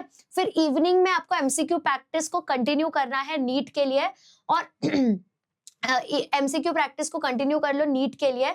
और इसमें क्या करना है तुमको, 15 MCQ में चले जाओ यहाँ पे, मतलब पहले 25 करने बोला था, अब 15 करना है, क्योंकि बोर्ड का लिखने में भी टाइम जाता है अपने को, ठीक है। बट शार्पनेस मेंटेन करना है, मतलब 1 मिनट के अंदर आंसर आना, ये नहीं छोड़ना अपन ने। फिर रात को आप लोगों को रिटन आंसर, जो तुमने वो 5 आंसर्स लिखे हैं हर सब्जेक्ट के, उसको रिवाइज करना है, रिव्यू करना है, क्या मिस्टेक हुई थी, क्या गड़बड़ हुआ था, क्या चीज हाईलाइट नहीं किया, वो सारी चीजें। और मार्क्स देके देखो, AI को डाल दो यार फोटो, ChatGPT पे फटाक से आ जाएगा। और वीकेंड पे, वीकेंड मतलब सैटरडे संडे या संडे को पूरा का पूरा बोर्ड का पेपर एक सॉल्व करना है, पूरा का पूरा। बेटा ये वही टॉपर लोग करते हैं जिनका तुम लोग 98% 99% देखते हो, ठीक है। इसके बाद में फेज 4 फाइनल रिवीजन का टाइम, बेटा फरवरी आ चुका है, बोर्ड एग्जाम है ही अभी। याद रखना कोई भी नया चैप्टर इस टाइम शुरू नहीं करना है, यहाँ पे सिर्फ और सिर्फ तुमको पढ़ा हुआ ही रिवाइज करना है, ठीक है। Round 1 chapter by chapter. अब मैं रिवीजन को 3 राउंड्स में लेके जाने वाली, बड़ा मजा आएगा। पहला राउंड है चैप्टर बाय चैप्टर पढ़ना है। इस वीक में वैलेंटाइंस नहीं मनाओगे तुम लोग, इस वीक में हर एक चैप्टर को रिवाइज करोगे, हर चैप्टर के फॉर्मूला, डेफिनेशन, डायग्राम्स, सारे चैप्टर का एक एक पेज का समरी बनाते जाओ। और ये तुम्हारा एंकर है रिविजन के लिए, जैसे शिप का एंकर होता है सो दैट वो समुद्र में ऐसे ऐसे डूबता नहीं है, इधर उधर हिलता नहीं है, वैसे ये राउंड 1 एंकर है, एक तरीके से बेस बनाएगा तुम्हारे रिवीजन का। यहाँ पे रीड नहीं करना, एक्टिव रिकॉल करना है, ठीक है। एक चैप्टर को एक पेज के समरी में डालना है, खुद को क्विज करो, जैसे नोट कवर करके सोचो क्या क्या था उस टॉपिक के अंदर, लिखो उसको। मार्क्स के चैप्टर्स जो है, जो चैप्टर हाई वेटेज वाले हैं उसको ज्यादा अटेंशन देना है इस टाइम पे। और डायग्राम जो है वो दिमाग से बनाओ, ऐसा नहीं कि यार देख के बना लेता हूँ प्रैक्टिस हो जाएगी ना, तुझे जितना याद है उस हिसाब से डायग्राम बनाना है। अब तुम्हारा बेस बन चुका है। अब हम लोग यहाँ पे राउंड 2 में आएंगे, जिसको हम लोग कहने वाले हैं प्रीवियस ईयर ब्लिट्स, मतलब प्रीवियस ईयर के क्वेश्चन सॉल्व करना है। वैलेंटाइंस वीक खत्म, अब 15 मार्च से मार्च 1 के बीच की बात आई, तो 5 साल के बोर्ड के पेपर सॉल्व कर लो टाइम्ड कंडीशन में, मतलब 3 घंटे का टाइमर लगा के। देख लो कि कौन से क्वेश्चन पैटर्न्स बार बार रिपीट हो रहे हैं। टीचर्स उसी से इंपॉर्टेंट बताती है। तुम देखोगे ना, तो जैसे अभी मैं reproduction in lower and higher plants की बात करती हूँ, वेजिटेटिव प्रोपगेशन से हर साल क्वेश्चन बनते ही है, चाहे एमसीक्यू आ जाए, 1 मार्क आ जाए, 2 मार्क आ जाए, बनता ही है। तो वो पैटर्न एनालाइज करो, और जैसे तुमको पैटर्न समझ गया ना बेटा, वही तुम्हारे फ्री मार्क्स है। तो 2 पेपर हर दिन सॉल्व करना है, फिजिक्स केमिस्ट्री, फिजिक्स कर लो या केमिस्ट्री कर लो, या तो मैथ्स या बायो कर लो, ठीक है। ये कॉम्बिनेशन उठा लो या तो ये कॉम्बिनेशन उठा लो। टाइम मतलब 3 घंटे का टाइमर लगा के करना है। आंसर्स को जिस तरीके से बोर्ड में लिखने वाले हो वैसे ही लिखना है, और साथ में हाईलाइट करना है शॉर्ट शॉर्ट क्वेश्चंस। तुम खुद एनालाइज करोगे यहाँ पे कि शॉर्ट शॉर्ट क्वेश्चन कौन से, और तुम पता कर लोगे, क्योंकि जब प्रीवियस ईयर के क्वेश्चन करते हैं ना, बार बार एक टॉपिक जो है वो रिपीट होते रहता है, वही इंपॉर्टेंट क्वेश्चन होते हैं। राउंड 3 लास्ट राउंड, स्पीड और कॉन्फिडेंस हमको यहाँ पे देखना है, मार्च 2 से मार्च 15 के बीच में। अगर पेपर डिले हुआ तो, नहीं तो तुमको 2 ही राउंड में, मतलब कम टाइम में ये तीनों राउंड फॉलो करने पड़ेंगे, ठीक है। अब फाइनल हाई स्पीड रिवीजन करना है तुमको। यहाँ पे तुमने एक एक चैप्टर किया, फिर नोट्स बनाया, अब नहीं, अब वो जो नोट्स बनाए थे ना शॉर्ट नोट्स, उसका रिवीजन करना है। फॉर्मूला शीट्स देखनी है, सिर्फ क्विक डायग्राम्स देखना है, कुछ नया नहीं पढ़ना है, सिर्फ जो तुम लोगों का ऊपर ऊपर से रीड करना है ना, वो करना है, सो दैट तुम रेडी हो जाओ, तुम डरो नहीं। शॉर्ट नोट्स अभी यहाँ पे यूज आएंगे तुमको, तो फॉर्मूला और डायग्राम का क्विक फ्री शीट जो है वो रिवाइज कर लो। 10 क्वेश्चंस हर चैप्टर के लिए सॉल्व करना ही है आपको। पॉजिटिव सेल्फ टॉक करना है कि हाँ बेटा हो जाएगा, तो उससे, क्योंकि तूने बहुत मेहनत की है। और स्टेप 8 सॉरी, सबसे इंपॉर्टेंट स्टेप क्या है कि 8 घंटे तो सोना ही है, एनी हाउ सोना ही है, 8 घंटा इज नॉन नेगोशिएबल, ठीक है। अब इसके बाद में तुम लोगों को एक बात बता देती हूँ कि बोर्ड वर्सेस एंट्रेंस ये क्या होता है, डुअल स्ट्रैटेजी क्या है। मैंने ऑलरेडी इस पे वीडियो बनाया, बट फिर बोल देती हूँ। देखो, 2 अलग अलग प्लान्स की जरूरत नहीं, तुम कंफ्यूज हो जाओगे। ये हो जाएगा 2 नाव पे पैर रखना। हमें करना है 1 तीर से 2 निशाना। कैसे करेंगे? तो बेटा देखो, सेम कॉन्सेप्ट है, बट बोर्ड में तुमको स्ट्रक्चर्ड आंसर्स लिखना है। बट नीट जेईई सीईटी में तुम्हें ये देखना कौन सा फॉर्मूला, कौन सा लॉ, कौन सा डेफिनेशन अप्लाई हो रहा है, समझा। एक जगह डिटेल में लिखना है, एक जगह आइडेंटिफाई करना है। फिजिक्स का बोर्ड फॉर्मेट का बात करूं तो डेरिवेशन स्टेप बाय स्टेप लिखना पड़ता है, लेबल डायग्राम्स मैंडेटरी है, स्टेट लॉ करना है, लॉ लिखना है, डेरिवेशन लिखना है, एप्लीकेशन लिखना है, और यूनिट और सिग्निफिकेंट फिगर्स मैटर करता है। मान लो ये है 23.33, तो इसको 23 बोलूंगी, बट 23.63 हो गया तो इसको 24 बोलूंगी, तो ये बहुत मैटर करता है। बट अगर आप एंट्रेंस एग्जाम का बात करो तो तुम लोग लिटरली इसको, बहुत लोग क्या करते हैं, सीधे 25 गिनते हैं और मल्टीप्लाई करने लग जाते हैं और आ भी जाता है आंसर, समझा। इतना बड़ा डिफरेंस है। एंट्रेंस में हम लोग क्या करते हैं, फिजिक्स के लिए फॉर्मूला को फटाक से हमको समझना पड़ेगा कि इस क्वेश्चन में कौन सा फॉर्मूला लगेगा, 30 सेकंड में समझना है। फिर हमको डायमेंशनल एनालिसिस समझना चाहिए कि भाई कौन सा डायमेंशन यूज होगा इसके अंदर में, ठीक है। फिर तुमको ये समझना चाहिए कि यार ये 4 ऑप्शन है, ये 2 तो पक्का नहीं होंगे, ये तीसरा चलो थोड़ा सा सॉल्व करके देखते हो, अरे नहीं लास्ट में 2 नहीं आ रहा, नहीं रॉन्ग है। तो कॉन्सेप्ट सीखा रहेगा तो तुम एलिमिनेट कर पाओगे। और न्यूमेरिकल जो है ना, तुम लोगों को यहाँ पे 2 से 3 मिनट में ही सॉल्व करना है, वहां थोड़ा टाइम लगता है। केमिस्ट्री का बोर्ड फॉर्मेट क्या है, इक्वेशंस बैलेंस ही होने चाहिए, रिएक्टेंट और प्रोडक्ट का साइड बैलेंस ही होना चाहिए, नेम रिएक्शंस और कंडीशंस लिखना जरूरी ही होता है, साथ में आईयूपैक नेम जो है वो जरूरी ही होता है, मैकेनिज्म को स्टेप वाइज लिखना जरूरी ही होता है। बट एंट्रेंस में तुम क्विकली रिकॉग्नाइज करना तुमको, अरे ये रिएक्शन क्या नाम है, इस रिएक्शन का फटाक से लिखना है। फिर उसके बाद में मोल कैलकुलेटर स्पीड होना चाहिए तुम्हारा, जैसे मोल का भाई कैलकुलेशन तुम स्टेप वाइज नहीं करोगे, क्विकली कैलकुलेट होना चाहिए।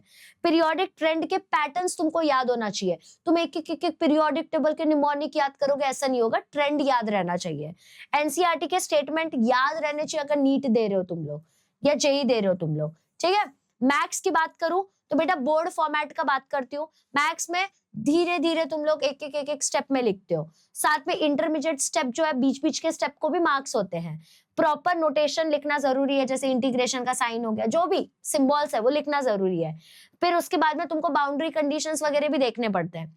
बट एंट्रेंस में क्या होता है, स्पीड और एक्यूरेसी ही सब कुछ है, कितना जल्दी आप कर पाओ।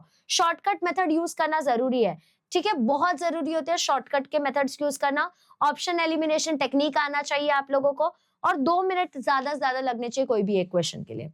बायो में बोर्ड का फॉर्मेट है, डायग्राम को लेबल वेबल करो, डिफाइन करो टर्म्स को, डेफिनेशन लिखो, एग्जांपल्स लिखो, फ्लो चार्ट बनाओ। एंट्रेंस में ऐसा नहीं होता।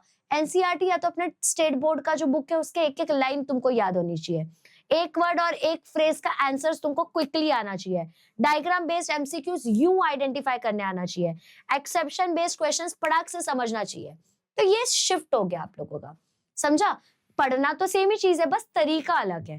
ठीक है, बस क्या हो गया बेटा, यहाँ पे तरीका अलग है और कुछ नहीं। अभी मैं तुम लोगों को रिवीजन का एक सिस्टम सेट कर देती हूँ, किस तरीके से रिवीजन करना है, ध्यान से देखो। तो एक रीड करने से, अगर तुमने एक ही बार रीड किया तो सिर्फ 30% याद होगा। स्पेस रिवीजन करने से 95% रिटेंशन होता है। मतलब अगर तुम ज्यादा देर रुक रुक के पढ़ोगे ना तो तुम्हें वो चीज ज्यादा टाइम तक याद रहेगी। जैसे ये देखो, ये स्पेस रिवीजन का शेड्यूल है। डे 1 में वो पूरे चैप्टर को अच्छे से पढ़ लो। डे 2 में क्विक रिकॉल करना है, मतलब नोट्स ओपन मत करो, सोचो क्या क्या था उस चैप्टर में, लिख के देखो। डे 5 में 15 एमसीक्यूज प्लस वो की फॉर्मूलाज जो थे, डायग्राम्स थे, उसको रिकॉल करो। डे 14 में शॉर्ट नोट्स लिखो जितना याद आ रहा है, और एक बोर्ड का क्वेश्चन बोर्ड के फॉर्मेट में सॉल्व करना है। डे 30 में पूरा चैप्टर रिकॉल करना है और एक प्रीवियस ईयर का क्वेश्चन भी सॉल्व करना है। अभी दूध का दूध पानी का पानी हो जाएगा, कितना याद है तुमको। डे 60 में 30 दिन बाद बोर्ड स्टाइल का आंसर लिखना है, जितना तुमको याद आ रहा है, कुछ रिवाइज नहीं करना अभी, डायरेक्ट देखो कितना याद आ रहा है उसके थ्रू। और जब 90th डे आएगा 3 महीने के बाद में, फाइनल स्प्रिंट रिवीजन करना उस पूरे चैप्टर का डायग्राम्स के साथ, समझे? तो यहाँ पे तुमने क्या किया, टाइम दिया ब्रेन को भूलने का, फिर तुमने ब्रेन को क्वेश्चन किया, क्या भाई याद है कि नहीं? तो ये क्वेश्चन करना जरूरी होता है बेटा। अगर तुमने ये फॉर्मेट यूज कर लिया ना, कभी भूलोगे नहीं। आप पूछते हो ना मैम आपको याद कैसे रहता है, पूरा टेक्स्ट बुक याद है क्या? इस तरीके से याद रहता है। तो ये शेड्यूल का प्लीज आप स्क्रीनशॉट ले लो, प्लीज आप स्क्रीनशॉट ले लो, या आप अपना एक बड़ा सा बोर्ड बना लो, उसके अंदर में इसी फॉर्मेट में आपको पढ़ना है। ठीक है, रिवीजन टूल्स क्या है, मतलब क्या क्या हथियार है आपके रिवीजन के लिए। पहला हो गया फ्लैश कार्ड। फ्लैश कार्ड मतलब, फ्लैश मतलब फटाक से आता है ना, तो वैसे फटाक से देख के तुमको याद है, उसको फ्लैश कार्ड कहते हैं। तो फॉर्मूला बड़े बड़े में आगे में लिख दो, डेरिवेशन पीछे आ जाएगा। फिजिक्स और केमिस्ट्री के लिए तो बहुत जरूरी है। माइंड मैप्स, एक चैप्टर को A3 पेज में पूरा का पूरा ऐसे ब्रांचेस के थ्रू एक्सप्लेन करना।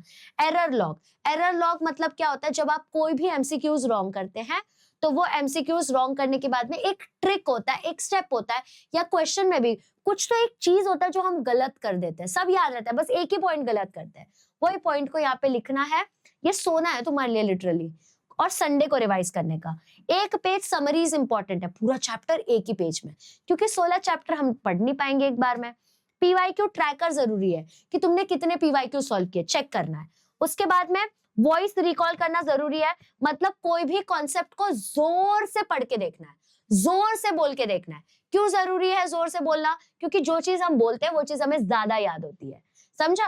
तो ये सब हथियार हो गए बेटा आपको रिवीजन करने के लिए। ओके, उसके बाद में कैसे कंसिस्टेंट रहा जाए वो भी बताती हूँ, क्योंकि ये सिस्टम सेट करना बहुत जरूरी है। ये कंसिस्टेंसी के हैबिट्स हो गए, क्योंकि अब तक हम कंसिस्टेंट थे नहीं, अब हम धीरे धीरे कंसिस्टेंट हो रहे हैं। कैसे होंगे, ध्यान से देखना। पहला है द 2 मिनट रूल। अगर तुम लोगों को पढ़ने का बिल्कुल मन ना करे, कोई दिक्कत नहीं है, सिर्फ 2 मिनट पढ़ना है बस। बेसिकली तुमने अपना वो हैबिट जो है ना वो ब्रेक किया, 2 मिनट पढ़ के अपना नहीं सुना। दूसरी बात, फिक्स्ड स्टार्ट टाइम, मतलब आपके ब्रेन को एक फिक्स टाइम दे दो कि 2 ही बजे उठ के पढ़ना है, फिजिक्स ही पढ़ना है इस टाइम पे। तुम्हारे ब्रेन को पता है कि इस टाइम पे तो ये फिजिक्स पढ़ाएगा ही, थकेगा नहीं वो उस टाइम। तीसरी बात, स्टडी ट्रैकर शीट, मतलब हर दिन तुम लोगों को लिखना है। फॉर एग्जाम्पल तुमने लिख दिया जून 1 से लेके पूरा जून 30 तक, तुमको दिख जाएगा कि तुमने टास्क कितने किए हैं। एक भी दिन मिस हुआ ना तो तुमको देख के ही अच्छा नहीं लगेगा। जो मिस हुआ उसको रेड कर दो, जो मिस नहीं हुआ, जो होते गया, उसको ग्रीन कर दो। तुमको अपने आप समझेगा कि यार मैं तो बहुत बढ़िया काम कर रहा हूँ, या तो मैं बहुत वाहियात काम कर रहा हूँ।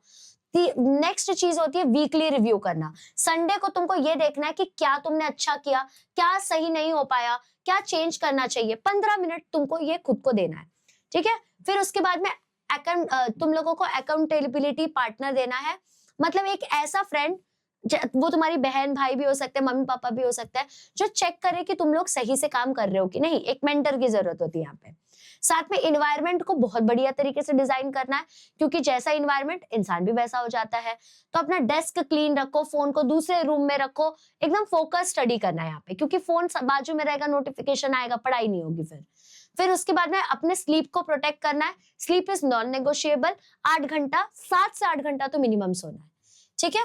ये आपके कंसिस्टेंसी के हैबिट हो गए। अब सेटबैक्स, मान लो कभी ऐसा हो गया कि तुमने बहुत पढ़ा था बट टेस्ट में मार्क्स अच्छे नहीं आए, आपके मॉक टेस्ट में मार्क्स अच्छे नहीं आए, तो उस चीज को कैसे हैंडल करोगे, मैं बताती हूँ। देखो, सब लोग ये बोलते हैं ये करो ये करो, कोई ये नहीं बोलता व्हाट इफ यू फेल। मैं वो तुमको वो भी बताऊंगी कि फेल हुआ तो क्या करना है, क्योंकि बच्चे यही गलती करते हैं। अगर बैड यूनिट टेस्ट का रिजल्ट आए, कोई दिक्कत नहीं है, तुमको उसका आरसीए करना है, मतलब रूट कॉज एनालिसिस। क्या गड़बड़ हुआ, क्या मेरे प्रिपरेशन में कमी थी, मैं टाइम मैनेज नहीं कर पाई, मेरा फॉर्मेट गलत था, क्या एग्जैक्टली हुआ था। जब तुम ये समझ पाओगे ना क्या गड़बड़ था, तुम अपने आप उसका सोल्यूशन निकालोगे। दूसरी बात, फॉलिंग बिहाइंड शेड्यूल। ऐसे नहीं करना है कि एक ही दिन में, मान लो तुमने टारगेट रखा था, एक दिन का बच गया, दूसरे दिन का बच गया, तो तुम तीसरे दिन दोनों दिन का कर रहे हो ना बेटा, ना ऐसे नहीं करना। उस चक्कर में तुम लोग मेन चीजें छोड़ देते हो। तो इस टाइम पे हाई वेटेज के टॉपिक्स को ज्यादा प्रायोरिटाइज करना है। दूसरी बात, मान लो कोई एक टॉपिक किसी ने पढ़ाया नहीं समझ आया, तो क्या करना है, तो तुम लोगों को ऐसा नहीं करना है कि वही चीज आगे कंटिन्यू करो। जाओ यूट्यूब पे एक्सप्लेनेशन देख लो, उसका समझ जाएगा, और खुद को पढ़ा के देख लो, आराम से आ जाएगा, आराम से, कसम से। उसके बाद में कंपैरिजन एंजाइटी। अगर तुम्हारे क्लासमेट का शेड्यूल इररेलेवेंट है, कोई टॉपर बोल रहा है 18 घंटे कैसे पढ़े, बेटा अपना इंप्रूवमेंट देखो, खुद का ट्रैकर देखना है, दूसरे का ट्रैकर नहीं। अपने थाली में खाना हम ही डालते, कोई और नहीं डालता, तो खुद का इंप्रूवमेंट देखना है, ये नहीं कि तुम्हारा दोस्त कितना कर पा रहा है। Exam anxiety before boards. Obviously boards के पहले एग्जाम की एंजाइटी होती है, क्या करना है, तो देखो तुमने ऑलरेडी 3 बार रिवाइज कर लिया, अगर तुमने मेरा सब सुन लिया तो ठीक है, तुमने पेपर सॉल्व कर लिया, तो भाई ब्रीथ करो, टेंशन नहीं लेना, सब आएगा, याद आएगा तुम्हारे दिमाग में वो सब कुछ। उसके बाद में अगर मान लो तुम्हारा मोटिवेशन ही गायब हो गया, इतने सारे मेरे ज्ञानबाजी के बाद भी अगर मोटिवेशन ही नहीं है तुम में, तो क्या करना है, एक डे ऑफ ले लो, कोई दिक्कत नहीं है। Sometimes resting is better, day of ले लो, और उस दिन समझो क्या करना है तुमको, क्या नहीं, फ्रेंड्स के साथ जाओ, किसी के भी साथ जाओ, अकेले बैठो, जो करना है करो, डे ऑफ लो, अपने आप मोटिवेशन आ जाएगा, ठीक है, अपने आप लोग मोटिवेट हो जाएंगे। अब कुछ स्कोरिंग सीक्रेट्स भी बता देती हूँ मैं आप लोगों को, थोड़ा ही बाकी है। देखो, फिजिक्स और केमिस्ट्री का बात करूं तो देखो, डेरिवेशन से 20 से 25 मार्क्स आपके आ जाते हैं। सारे डेरिवेशंस को स्टेप बाय स्टेप पढ़ना है, ठीक है। हर डायग्राम के पास आपके लेबल होने चाहिए, और अनलेबल्ड जो है वो पार्शियल मार्क्स हो गए। अनलेबल्ड मतलब आधा ही मार्क्स मिलेगा। न्यूमेरिकल्स जो है उसमें फॉर्मूला दिखा दो, सब्स्टिट्यूशन दिखा दो, आंसर दिखा दो यूनिट्स के साथ, समझा। अगर नहीं आंसर तुमने यूनिट्स के साथ दिया तो मार्क्स नहीं मिलेंगे। लॉस को करेक्टली डालना है, न्यूटन भैया ने जो लॉ बोला है उसी शब्दों में लॉ डालना है, अपना लॉ नहीं डालना है वहां पे, ठीक है। Full statement, Newton first law states that, इस तरीके से ही डालना है।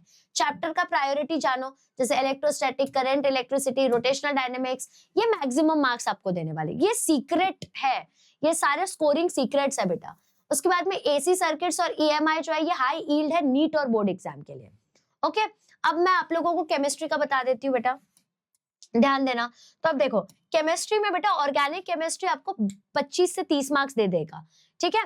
तो मास्टर करना है इसमें तुम लोगों को मैकेनिज्म्स, सारे रिएक्शंस में कंडीशंस याद रखना जरूरी है, जैसे कौन सा कैटलिस्ट यूज हुआ, क्या टेम्परेचर था, क्या प्रेशर था, ये सब याद करना जरूरी है। इलेक्ट्रोकेमिस्ट्री में नर्स्ट का इक्वेशन हो गया, सेल के नोटेशन हो गए, ये बहुत फ्रीक्वेंट क्वेश्चंस है, तो इनको देख लेना। इनऑर्गेनिक में ग्रुप 16, 17, 18 ट्रांजिशन एलिमेंट्स और कुछ फैक्चुअल क्वेश्चंस होते हैं ना, वो जैसे फैक्ट बेस्ड, वो स्कोरिंग होता है। ग्रीन केमिस्ट्री के डेफिनेशंस जो है बहुत इजी है, स्किप मत करना, लेंदी है बट इजी है। आईयूपैक के नेम्स करेक्टली लिखना जरूरी है, क्योंकि अगर करेक्ट नहीं लिखोगे मार्क्स तुम छोड़ दोगे। मैथ्स के 80 मार्क्स कैसे लाने हैं, तो देखो आपको याद रखना, इंटीग्रेशन तो 25 मार्क्स दे देगा आपको, प्रोबेबिलिटी 15 मार्क्स दे देगा, और हर स्टेप को स्टेप वाइज लिखना है, क्योंकि स्टेप छोड़ा मार्क्स छूट जाओ। फिर बायो का 70 मार्क्स कैसे लाना है बेटा, तो डायग्राम जो है 30% मार्क्स तुमको लाके देते हैं। कैसे, कौन से इंपॉर्टेंट डायग्राम है सब बताऊंगी। जेनेटिक्स के न्यूमेरिकल्स जैसे मेंडेलियन जेनेटिक्स हो गया वो भी लाके देंगे तुमको। और एनसीईआरटी की एग्जैक्ट लैंग्वेज डेफिनेशंस के लिए यूज करो अगर आप सीबीएसई में हो, और अगर आप स्टेट बोर्ड में हो तो स्टेट बोर्ड का ही डेफिनेशन यूज करना, अपने पास ज्यादा अच्छा डेफिनेशन है। प्रैक्टिकल्स का 20 मार्क्स लिख दिया मैंने, सॉरी 30 मार्क्स है। यहाँ पे ऑब्जर्वेशन, कैलकुलेशन, रेफरेंस, ये 3 पार्ट सबसे इंपॉर्टेंट है। वाइवा जो है वो तुमको 5 मार्क्स से 3 मार्क्स मिलता है उसमें। रीडिंग जैसे ग्राफ रीड करना, जर्नल लिखना, ये सारी चीजें हिडन मार्क्स होती है। तो अगर तुमने ये सीक्रेट्स को फॉलो कर लिया तो तुम्हारे मार्क्स कहीं नहीं जाएंगे। ये तुम्हारा वीकली प्लानर का टेम्पलेट है, इसी के हिसाब से तुमको करना है। मैं एक बार साइड हट जाती हूँ, आप इसका स्क्रीनशॉट ले लो। ले लिया, मतलब वीकली इस जगह पे तुमको भरना है, यही टाइम टेबल है। इसका आप प्रिंट ले लो, आप ये स्क्रीनशॉट ले लो, ठीक है। इसका आपको प्रिंट लेना है, बस सब्जेक्ट भरते जाना है। टाइम स्लॉट देखो 5:30 से 7:30। फिर आपको क्या करना है, फिजिक्स फोकस करना है इस दिन में। तो मंडे को स्टडी ब्लॉक 1, ठीक है। फिर आफ्टर स्कूल मैथ्स की प्रैक्टिस कर लो, 4 से 6 शॉर्ट नोट्स कर लो, 8 से 10 रैपिड रिवीजन करना है। आप इसको खुद से कस्टमाइज कर सकते हो, ये बात याद रखना, अपने मर्जी से। Monday, Tuesday, Wednesday, Thursday, Friday, Saturday, Sunday, इसलिए मैंने यहाँ पे स्टडी ब्लॉक 1 लिखा है, सो दैट आप अपने हिसाब से इसको कस्टमाइज कर सको, ठीक है। नेक्स्ट है कि एग्जैक्टली एग्जाम डे पे क्या करना है। प्लानिंग सब कर ली, एग्जाम डे के दिन क्या करना है, वहां पे कुछ गूफ अप नहीं होना चाहिए, है ना। तो प्रिपरेशन वहां चली गई, स्ट्रैटेजी तक तुम वहां पहुंच गए, बट माइंडसेट भी जरूरी होता है। अब मान लो कल एग्जाम है, उस रात को क्या करना है, तो फॉर्मूला शीट को ही सिर्फ पढ़ना है, कोई न्यू चैप्टर मत पढ़ना। सारे stationery, admit card, water bottle pack कर लो। अलार्म लगा दो 1 घंटे पहले का, क्यों, चेक करने के लिए सारी चीजें रखी है कि नहीं। एकदम हल्का खाना खाना, हैवी डिनर मत करना। कम से कम 10 बजे आप लोग सो ही जाना, रात भर मत पढ़ते बैठना। और विजुअलाइज करना है सारे आंसर्स को, कॉन्फिडेंटली लिखना, ठीक है। कोई सोशल मीडिया 9 बजे के बाद मत देखना, फालतू के रील्स वील्स कोई डाल देगा, इस बार पेपर हार्ड होने वाला है, तुम्हारी वहीं पे फट लेगी और तुम खराब कर दोगे, है ना। अपने 1 पेज के चैप्टर समरीज को पढ़ना है इस दिन पे, रात मतलब एग्जाम के 1 दिन पहले। एग्जाम के टाइम पे क्या करना है, फर्स्ट 5 मिनट में पूरा पेपर अच्छे से पढ़ लो, कुछ लिखना नहीं। फिर उसके बाद में स्ट्रॉन्गेस्ट सेक्शन, कौन सा सेक्शन स्ट्रॉन्गेस्ट लग रहा है, ए बी सी या डी, उससे शुरू कर देना है, ठीक है। फिर उसके बाद में टाइम डाल दो, मतलब 8 मिनट से ज्यादा कोई भी एक क्वेश्चन में डालना मत, तुम लोग पेपर छोड़ दोगे। नहीं तो याद रखना 8 मिनट कैलकुलेटेड है ये। सारे क्वेश्चन अटेम्प्ट करना है, कुछ भी ब्लैंक नहीं छोड़ना है, जो आ रहा लिख दो, जो आ रहा लिख दो। डायग्राम्स जो है वो पहले करो, बाद में उसका एक्सप्लेनेशन लिखना, क्योंकि एक्सप्लेनेशन लिखते बाद में डायग्राम का टाइम नहीं बचता, इसलिए डायग्राम पहले बना लो, और डायग्राम के थ्रू एक्सप्लेनेशन लिखना इजी हो जाता है, ठीक है। उसके बाद में पार्शियल वर्क दिखा दो, भले ही आंसर रॉन्ग हो जाए, तुमको हो सकता है कोई एक सम है वो नहीं आ रहा, बट आधा तो लिख दो, उससे भी मार्क्स मिल सकते हैं आपको। 15 मिनट लास्ट में आपको छोड़ना है, सो दैट आप मिस्ड स्टेप्स हो गए या कोई चीज बच गई है उसको रिव्यू करने के लिए, फिर से चेक करने के लिए। शांत रहना, सब सॉर्टेड हो जाएगा। हर पेपर के बाद में याद रखना, बिल्कुल पेपर को अपने क्लासमेट के साथ डिस्कस नहीं करना है, बहुत ज्यादा स्ट्रेस होता है उससे। अब मुझे घर से कॉल वॉल आ रहा है, मैं करती हूँ उन लोगों को कॉल, पहले तुमको बता देती हूँ, लेट हो गया ना, 9:30 हो गया। एक चीज याद रखना है कि तुम ऐसा सोचना कि उस पेपर से ऐसी कौन सी 3 चीज थी जो तुम बेटर कर सकते थे, ठीक है। उसके बाद में जैसे तुम एग्जाम से घर आओगे, 2 बजे घर आ जाओगे, मतलब 3 बजे घर आओगे, 4 बजे के पहले पढ़ना बिल्कुल मत स्टार्ट करना, तुम्हारे दिमाग को रेस्ट की जरूरत है। अच्छा खाना खाओ, हाइड्रेटेड रहो, थोड़ा सा वॉक वगैरह करना छोड़ना मत, ठीक है। लाइट रिवीजन करना जरूरी है कोई भी सब्जेक्ट के पहले। और उसके बाद में अपने टाइम जो है, अपना टाइम पे ही सोना है, चाहे कोई भी एग्जाम हो, कितनी भी फटी पड़ी हो, 10 बजे ही सोना है, नहीं तो एग्जाम में गुफअप करोगे, याद रखना। अपने प्रिपरेशन को ट्रस्ट करो, पॉजिटिव रहो, बहुत पढ़ा है हमने बेटा। और यहाँ पे एनालिसिस जो है वो ये मत करते बैठना कि यार क्या क्या गलत हो गया, क्योंकि वो वापस थोड़ा ना एग्जाम में आएगा, है ना। उसके बाद में लास्ट में तुम लोगों को बता देती हूँ मैनिफेस्टो, ये चीज तुम लोग अपने डेस्क के ऊपर लिख लो, मेरे साथ रिपीट करो। I will not wait for motivation. I will build a system that runs without it. मैं मोटिवेशन का वेट नहीं करूंगा, मैं ऐसा सिस्टम बिल्ड करूंगा जो कि बिना मोटिवेशन के भी चले। I will study with a purpose in each session. Her session के पीछे मेरा मोटिव होना चाहिए, not just put in hours, घंटे नहीं होने चाहिए। I will treat every mistake as data, not failure. मेरी हर मिस्टेक डेटा होगी, फेलियर नहीं। I will revise more than I read जितना मैं पढ़ूंगा उससे ज्यादा मैं रिवाइज करूंगा। Repetition is mastery. I will write board answers with my hand, not just my mind. मैं अपने हाथ से आंसर लिखूंगा, दिमाग से नहीं, प्रैक्टिस के टाइम पे। I will use mock test to improve, not to score. Mock test improvisation के लिए यूज होता है, स्कोर करने के लिए नहीं। I will sleep, eat well and exercise because my brain needs a body. मेरे ब्रेन को शरीर की जरूरत है, इसलिए अच्छा खाना खाओ, अच्छे से सोना चाहिए और एक्सरसाइज करना जरूरी है। अब याद रखना एक लास्ट चीज, I will not compare my journey with others, I will only compete with yesterday's version of mine। जो तुम कल थे तुम उससे कंपेयर करोगे, किसी और बंदे से नहीं। 95% जो है ये ड्रीम नहीं है, ये एक डिसीजन है। But are you ready to start now? Yes और नो कमेंट करके बताना है June 15 and I will know कि आप लोग करेंगे। मुझे अपना टारगेट परसेंटेज भी बताना है एंड आई विल नो कि आप लोग डेफिनेटली करेंगे। बेटा इतना डिटेल्ड प्लानर बना है, 1 घंटे का ऑलमोस्ट बना हुआ है, कुछ स्किप नहीं करना है, प्लीज अच्छे से करना है आप लोगों को। और अगर आप सीईटी के लिए बहुत डेडिकेटेड है तो we have launch Maurya batch, जहां पे हम सारे बैठ के आपको बढ़िया तरीके से सीईटी कराएंगे। बट आप देख सकते हैं प्राइजेस भी बहुत नॉमिनल है, डिस्क्रिप्शन में लिंक है, आप जाके चेक कर सकते हैं। बट आप ऑफलाइन के रिजल्ट्स देखिए, इससे आपको प्रूव हो जाएगा कितना बेटर वे में हम सिखाते हैं। 8 के ऊपर बच्चों को 99 परसेंटाइल आए हैं। बेटा इतना ही नहीं, जेई में भी 99 परसेंटाइल आने से हम रुके नहीं हैं। 3 बच्चा जेई क्लियर कर रहा है, उसमें से 1 बच्चा हमेशा वेदांतु का होता है। बेटा इतना ही नहीं, 1400 के ऊपर डॉक्टर्स वेदांतु ने प्रोड्यूस किया है। ये हमारे ऑफलाइन सेंटर से, अगर आप ऑफलाइन प्रेफर करते हैं तो। और ये रहा आपका एक और सरप्राइज कि 90% स्कॉलरशिप आपको मिलेगा। ठीक है, अब बस आप लोगों को एक चीज ही याद रखनी है, क्लॉकिंग इट। क्या तुम इसको बोलोगे पता है? Clocking it. तुम लोग क्या क्लॉक इट कर रहे हो पता है? 95%। इतना डिटेल्ड बताया, पीडीएफ मिल जाएगा, एक एक करके पूरा प्लानर बना लेना है। ठीक है, thank you so much for watching till the end. बेटा बहुत मेहनत से बनाया है, I think I deserve this video to go viral. आपको इसको हाइप करना है। एनी हाउ मेरे को देखना है 14,000, 15,000, 16,000 हाइप्स। लेट्स सी आप लोगों को कितना पावर है। Thank you so much, thank you so much.